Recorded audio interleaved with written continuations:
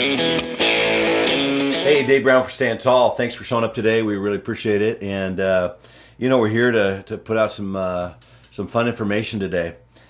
We've had a ton of success on the internet. It's gone out on our podcast. My wife and I resigned our head coaching jobs at Canby High School for girls tennis. Why? Because boys are playing girls sports. It's that simple. And that's the issue. It's nothing else. It's just we have boys playing girls sports. And that's what we were coaching girls, and we didn't want that to happen. But we don't get to make the final say in that. All we can do is say we disagree with that. And that is something the Oregon Department of Education, the ODE in Oregon, in your state you have the same type of organization that makes these decisions. And unfortunately, it's a bad decision. And they will tell the OSAA, the Oregon State Athletic Association, that that's what they're going to do. And you have one of those in your state too, just different letters. And they will tell the schools what's up. And the schools have to comply. They just do. So the schools really don't have a control over it. The OSA does what they're told. It comes from the Oregon Department of Education or whoever's your Department of Education in your state. The problem with this is who's in that Department of Education. In Oregon, it's not good. We got people making very, very progressive, tough decisions out there that are not good for public education. After 20 years working in public education for myself, 34 for my wife, being on the school board for 4 years, I'm going to tell you that I'm a public education person. I went through it. My wife went through it. Our kids went through it. It works. It did work. It's going to stop working here sooner and sooner as more and more people pull away. And they're not even scratching the surface yet, knowing what's really going on in the public schools. Once they find out, they're not going to be happy. Here's the kicker, though. Parents are not standing up going to school board meetings. And they need to. You as parents need to know what's going on in your school district. When you start to step up or make a phone call or an email, you will immediately be told, oh, it's okay, we got this. What they're basically saying is we don't need your opinion. And if it's just one parent, they don't care. They really don't. Even if you're donating money to the booster club, they don't care. What they're going to care about is when there's 10, 20, 30, 40, 100 parents showing up at a school board meeting and not screaming and yelling like we've seen on TV, like the progressives did to me on the school board, just scream and yell all the time, being rude, being mean, sarcastic, attacking, canceling, all those kind of things. That's not the way to go about this. You need to show up, have your facts straight, and get answers. The school board works for you. They are the ones voted in by you, and you need to hold them accountable.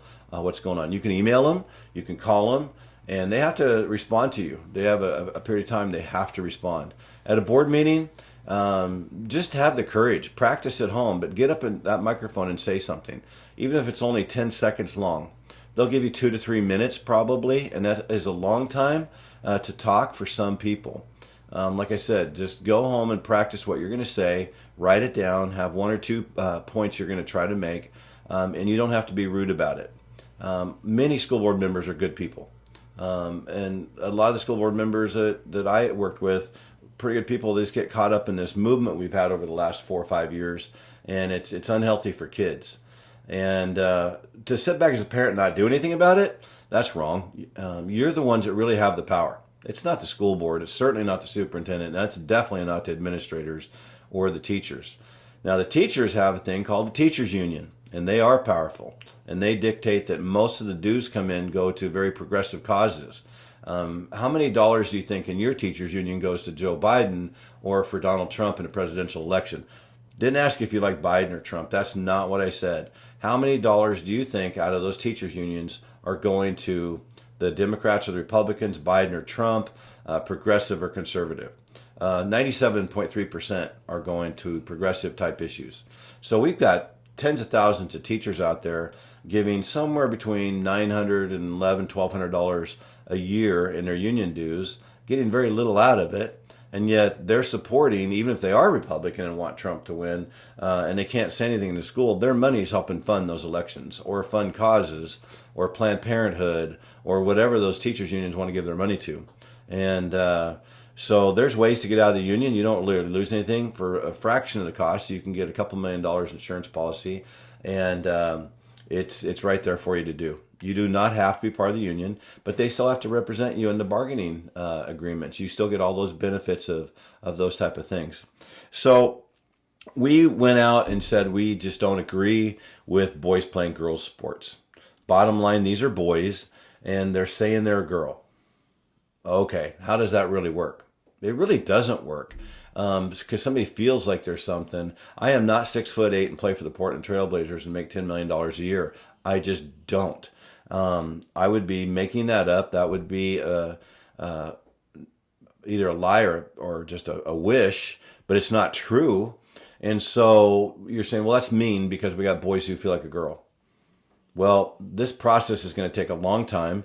And what we've done is outkicked our coverage by allowing boys just to jump into girls' sports when they first said, I can feel like a girl today. We've got boys in Oregon, this has happened, that have played a fall sport as a boy, a spring sport as a girl, and gone back to a fall sport as a boy. Is this happening every day, every school, all the time? No. It is happening, though. I was just at a volleyball tournament with my wife the other day. We're watching something go down on court number 2, and there's a boy playing on a girls' team. I'm sure he said he's a girl, feels like a girl. This is a boy, and that's what we're up against. And that's what we're fighting against. That's why we resigned. That's why we're going to battle this for girls and for women everywhere. And we've had somewhere in the neighborhood of 13, 14 million hits worldwide of people on all platforms. I'd like to give shout outs to Riley Gaines, Dallas Mallory, Leah Thompson, the Washington Times, Instagram, X, TikTok, for giving us this platform to reach so many people. You know what you're going to find if you dig into this and you start going at this?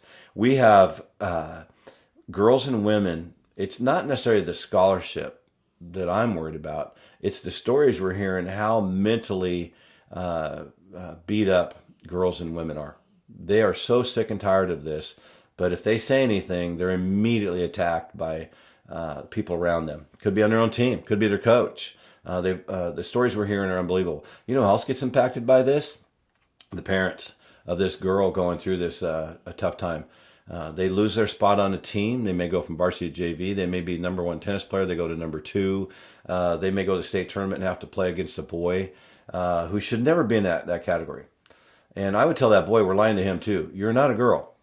What is the science behind how long it takes to transition? Does anybody know this answer? And the answer to that would be no. We really don't know how long that's going to take. And again, that's a separate issue. Our simple issue is protect girls and women in their sport. What they want, what they deserve, and what they are begging to have is they just want women's and girls' sports back. And so when we go through all the people that have just came in and been so supportive of what we're doing, we know that this is a worldwide movement. This isn't Oregon. This isn't the United States. This is everywhere. And people are not having it. USA Boxing, just so you want to hear a sad part of this, just approved transgender men to box in a women's category. Really? I mean, who makes that decision? Boxing might be the most brutal, toughest sport out there. Sorry, football, but you get into a boxing ring, I have when I was younger, for fun, not for reals, not for like serious, let's win this bout type, trying to hurt somebody. Boxing is brutal. And to put a man in a ring, they've approved this, and against a woman. Why would we do that? Why would some man think that this is a great idea? Because he can't beat a bunch of other men? Is it a competitive thing? Or is he truly saying, I feel like a woman? Okay. No. You need to be where you're biologically at, and there's 2 genders. There's men and there's women. It's as simple as that.